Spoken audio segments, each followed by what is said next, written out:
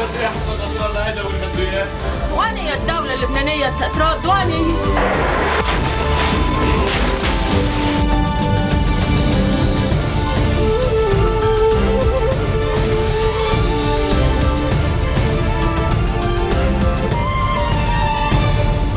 Bonjour à tous et merci de nous rejoindre sur Futur TV pour cette nouvelle édition de la rédaction. Voici les titres de ce journal.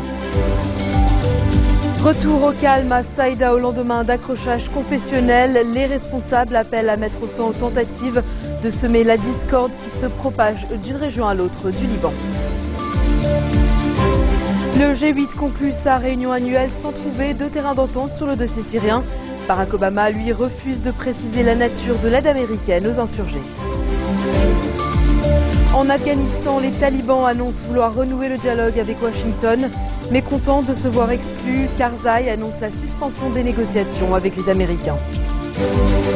Et à suivre également dans cette édition, au Brésil, la révolte sociale se poursuit. Dilma Rousseff reconnaît la nécessité d'améliorer les services publics et d'avoir une meilleure gouvernance à tous les niveaux. Saïda retrouve son calme au lendemain des incidents sécuritaires. Après Tripoli ces dernières semaines, c'est la grande ville du sud qui a été le théâtre d'affrontements hier. Dans les faits, un homme a été tué et plusieurs autres personnes blessées à Habra, une banlieue de Saïda, à la suite de coups de feu tirés par des partisans de Cheikh Ahmed El Assir. Nabih Berri s'est dit très inquiet des multiples tentatives qui visent à semer la discorde et qui se propagent d'une région à l'autre du pays. Le chef du Parlement a, dans ce contexte, appelé les responsables à unir leurs efforts pour mettre un terme à ces tentatives qui menacent le Liban. Et puis le chef de l'organisation populaire nassérienne estime qu'il constitue un danger pour la paix civile au Liban Sud. Oussama Saad accuse le cheikh salafiste d'avoir planifié cette attaque qu'il qualifie de provocation sans précédent. Le religieux s'est fait connaître par ses critiques virulentes contre le régime Assad en Syrie et le Hezbollah. Il a affirmé à plusieurs reprises que le Parti de Dieu utilisait des appartements à Habra pour cacher des armes. Les tensions confessionnelles au Liban se sont exacerbées avec le conflit en Syrie, où le Hezbollah est engagé aux côtés des troupes syriennes face aux rebelles. Début du procès de l'ancien ministre libanais de l'information Michel Samaha au tribunal militaire. Considéré comme un proche du régime de Bachar el-Assad, il est accusé d'avoir planifié des attaques terroristes au Liban. Ces deux complices présumés sont toujours recherchés et seront jugés par contumace. Il s'agit de deux officiers syriens, le général Ali Mamlouk, chef des renseignements, et le colonel Adnan, dont le vrai patronyme reste inconnu. En février dernier, le premier juge d'instruction militaire avait requis la peine de mort contre Michel Samaha, détenu depuis août 2012, mais aussi, et pour la première fois dans l'histoire du Liban de l'après-guerre, contre un haut responsable syrien. Il les accuse d'avoir voulu commettre des attentats terroristes contre des personnalités libanaises, des rebelles syriens et leurs passeurs, porter atteinte à la sécurité du pays et provoquer une discorde communautaire. Un groupe de rebelles syriens a revendiqué le meurtre de 3 Libanais et d'un Turc il y a 3 jours dans la plaine de la Beka. Dans une vidéo, le groupe, qui se fait appeler Unité des Moudjahidines syriens, accuse les 4 hommes d'appartenir au Hezbollah et dit les avoir abattus alors qu'ils tentaient d'entrer en Syrie. Dans la vidéo, les rebelles montrent également les cartes d'identité des victimes ainsi que 2 fusils d'assaut Kalachnikov et 2 pistolets qu'ils disent avoir trouvés sur les 4 hommes. Sur le terrain, ce mercredi en Syrie, une forte explosion a été entendue à proximité d'un site militaire du port syrien de Latakia. Située au cœur du bastion du régime Assad sur la côte méditerranéenne, la ville a jusqu'à présent été largement épargnée par la guerre civile qui déchire le pays depuis plus de 2 ans. Selon la télévision d'État, l'explosion a été provoquée par un problème technique dans un dépôt d'armes d'une base militaire et a fait 6 blessés. Et puis la question syrienne justement au cœur du sommet annuel du G8 qui a pris fin hier en Irlande du Nord. Les dirigeants des 8 pays membres n'ont pas trouvé de terrain d'entente sur la Syrie et se sont limités à appeler à la fin des violences et à la tenue de pourparlers. Ils sont par contre parvenus à un accord pour lutter contre la fraude fiscale et ont signé une déclaration imposant notamment plus de transparence aux sociétés. Le G8 est arrivé à son terme. Après une rencontre de 2 jours en Irlande du Nord, les dirigeants des 8 pays les plus industrialisés se séparent. Bilan du sommet, un désaccord persistant sur la guerre en Syrie et un front commun dans la lutte contre la fraude fiscale. La fraude fiscale, c'est le Premier ministre britannique David Cameron qui a mis le sujet à l'ordre du jour suite à la critique ces derniers mois de géants mondiaux comme Starbucks ou Apple qui ont réussi à réduire le montant de leurs impôts en contournant la loi. Pour contrer cela, le G8 se solde par un projet de système d'échange d'informations entre les services fiscaux internationaux. Cette déclaration prévoit des engagements clairs et simples. Les services fiscaux à travers le monde doivent automatiquement partager leurs informations de manière à ce que ceux qui veulent échapper à l'impôt n'aient nulle part où aller. Les 8 leaders veulent aussi imposer plus de transparence aux entreprises. Celles-ci devront fournir plus d'informations sur leurs bénéfices au fisc. Un grand pas pour le président français François Hollande, même s'il reconnaît que le G8 aurait voulu aller encore plus loin, notamment sur la question des sociétés multinationales. La lutte contre la fraude fiscale. C'était une initiative qui était partie de l'Europe et c'est cette même volonté qui sera réaffirmée à l'occasion du G20. À travers plusieurs dispositions. La première, c'est l'échange d'informations. La seconde disposition, c'est la lutte contre les paradis fiscaux. Un accord donc, mais peu de mesures concrètes. Le communiqué final ne présente aucun engagement ferme pour la création d'une liste des véritables propriétaires d'entreprises. Une liste qui pourrait être utilisée par la justice. Et sur le dossier syrien, le G8 s'est plutôt transformé en G7. Le sommet s'est en effet joué à 7 contre 1 avec d'un côté les dirigeants occidentaux qui estiment nécessaire le départ du chef de l'État syrien Bachar el-Assad et de l'autre le président russe Vladimir Poutine qui soutient Assad. Poutine n'a d'ailleurs pas exclu de nouvelles livraisons d'armes à Damas. Le fait est qu'il y a différents types de livraisons d'armes. Nous fournissons des armes dans un cadre légal à un gouvernement légal, celui de Bachar el-Assad. Les 8 dirigeants sont tout de même d'accord sur un point, celui de trouver une solution politique à la crise. Une conférence de paix doit justement être tenue à Genève, même si aucune date n'est fixée pour l'heure. Au final, le seul véritable point d'entente est l'aide humanitaire. La situation humanitaire en Syrie est intolérable. C'est pour cela que le G8 a décidé d'augmenter le montant de l'aide humanitaire. L'Allemagne, pour sa part, va donner 200 millions d'euros. Cette nouvelle aide s'ajoute aux 300 millions de dollars promis lundi par le président américain Barack Obama. Obama qui a quitté l'Irlande du Nord pour Berlin. 50 ans après le célèbre Ich bin ein Berliner de John Kennedy, il doit prononcer un discours à la porte de Brandenburg lui aussi. Parmi les objectifs de sa visite, proposer que les États-Unis et la Russie réduisent d'un tiers leurs armes nucléaires.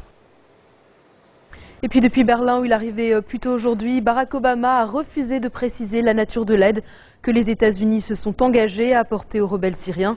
Il a également minimisé les rumeurs concernant une éventuelle intervention directe des Américains en Syrie. S'exprimant lors d'un point de presse conjoint avec Angela Merkel, le chef de la Maison-Blanche a par ailleurs assuré que le programme PRISM de la National Security Agency ne s'appliquait qu'à la lutte contre le terrorisme et le trafic d'armes. Alors que le programme de surveillance électronique fait polémique, Barack Obama a souligné qu'il avait permis de déjouer une 50aine d'attentats, y compris en Allemagne. Le président américain s'est enfin dit déterminé à fermer la prison de Guantanamo, un objectif qui s'est révélé plus difficile à atteindre qu'il ne l'espérait initialement, en raison notamment de résistance au Congrès. Dans un instant, la contestation prend d'autres formes en Turquie.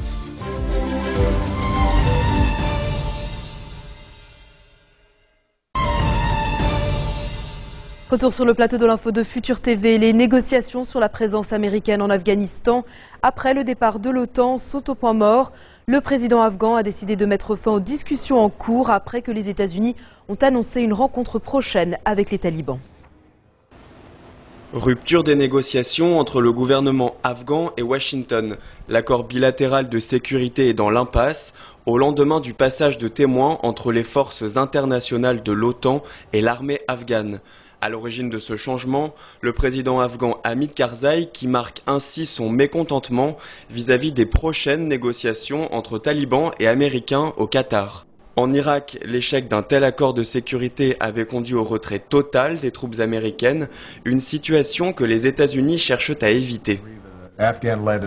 Remettre le processus de paix entre les mains des Afghans est le meilleur moyen pour arrêter les violences et assurer une paix durable en Afghanistan et dans la région. C'est donc une première étape vers la réconciliation, bien que s'annonce un long processus. Je souhaite enjoindre publiquement le président Karzai à passer cette étape courageuse avec toute sa détermination à mettre fin au conflit et à construire un avenir de paix, de sécurité et de prospérité pour le peuple afghan. Nous allons continuer à soutenir ces efforts conjointement avec le gouvernement afghan. C'est toutefois sans le gouvernement afghan que les Américains iront négocier avec les insurgés talibans au Qatar. Les rebelles ont ouvert dans la capitale de l'Émirat, Doha, un bureau des représentants dont les objectifs étaient présentés hier. Il s'agit de soutenir une solution politique et pacifique qui comprenne la fin de l'occupation de l'Afghanistan et l'établissement d'un système islamique indépendant dans la sécurité à laquelle aspire la nation. Les talibans rejettent encore tout cessez-le-feu, quelques heures seulement après l'annonce de la reprise du dialogue entre insurgés et Washington. Ils ont revendiqué l'attaque de la base aérienne de Bagram. Je peux confirmer que 4 membres des forces de sécurité sont morts aujourd'hui à la suite de tirs indirects dans l'est de l'Afghanistan. Je souhaite exprimer mes sincères condoléances aux familles et aux proches de ces héros morts au combat. Après des premiers contacts entre talibans et américains au début de l'année 2012, la prochaine rencontre officielle devrait se tenir dans quelques jours. De Bill Clinton à Robert De Niro en passant par Mikhail Gorbatchev et Albert de Monaco, près de 3000 personnes triées sur le volet ont été conviées à l'anniversaire de Shimon Peres à Jérusalem. Le président israélien fête cette année ses 90 ans, un anniversaire célébré à l'occasion de la 5e conférence présidentielle annuelle. Mais il devra attendre le 2 août pour souffler ses 90 bougies. Né en Pologne en 1923, Shimon Peres immigre avec sa famille en 1934 en Palestine mandataire. Il entame une carrière politique à l'âge de 24 ans aux côtés du fondateur de l'État d'Israël, David Ben Gourion.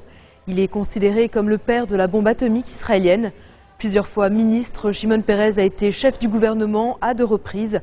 En 1984 puis en 1995, il a reçu le prix Nobel de la paix en 1994 avec Yasser Arafat et Yitzhak Rabin à la suite des accords d'Oslo. Souvent critiqué en Israël où il n'a jamais remporté d'élection nationale, il reste très apprécié dans le reste du monde. En Turquie, plusieurs foyers de contestation malgré l'intervention de la police ces derniers jours. À Ankara, la capitale, plusieurs dizaines de manifestants se sont rassemblés la nuit dernière, rapidement dispersés par les forces de l'ordre. Depuis dimanche, les autorités ont arrêté des dizaines d'activistes soupçonnés d'avoir participé aux manifestations. Dans ce contexte, la mobilisation des opposants a pris une nouvelle forme, moins radicale. Des centaines de femmes et d'hommes ont imité l'artiste chorégraphe Erdem Gündüz en se tenant immobile pendant des heures place Taksim à Istanbul face aux forces de l'ordre. Une nouvelle manière de dire non aux dérives autoritaires de Recep Tayyip Erdogan, le Premier ministre islamo-conservateur qui ne cesse de durcir le ton de la répression. Les affrontements de ces 3 dernières semaines ont fait 4 morts et 7500 blessés, selon l'association des médecins turcs. Et puis après la Turquie, c'est le Brésil qui est en proie à une révolte sociale. Des dizaines de milliers de personnes sont à nouveau descendues dans les rues de Sao Paulo. Les autorités tentent de désamorcer cette crise sociale, mais jusque-là sans succès. Ce qui a déclenché cette contestation, c'est la hausse des tarifs des transports publics. Mais la colère semble plus profonde. Les protestataires dénoncent les dépenses engagées en vue de la Coupe du Monde de football l'an prochain. Pour les manifestants, tout cela se fait au détriment des services publics. Des services que la présidente Dilma Rousseff promet d'améliorer pour désamorcer cette crise, mais aussi avoir une meilleure gouvernance à tous les niveaux. C'est la fin de ce journal. Tout de suite, le rappel des titres qui ont marqué l'actualité de cette journée. Retour au calme à Saïda au lendemain d'accrochages confessionnels. Les responsables appellent à mettre fin aux tentatives de semer la discorde qui se propage d'une région à l'autre du Liban. Le G8 conclut sa réunion annuelle sans trouver de terrain d'entente sur le dossier syrien. Barack Obama, lui, refuse de préciser la nature de l'aide américaine aux insurgés. En Afghanistan, les talibans annoncent vouloir renouer le dialogue avec Washington. Mécontent de se voir exclu, Karzai annonce la suspension des négociations avec les Américains. Et puis la révolte sociale se poursuit au Brésil. Dilma Rousseff reconnaît la nécessité d'améliorer les services publics et d'avoir une meilleure gouvernance à tous les niveaux. Merci de votre attention. Retrouvez-nous tous les jours à 16h40 heure de Beyrouth. Vous pouvez également nous suivre en ligne et en direct au www.futurtvnetwork.com. ou en téléchargeant gratuitement notre application mobile Futur TV Lebanon. Vous retrouverez Serge Berberi à la barre du prochain JT. Bonne soirée.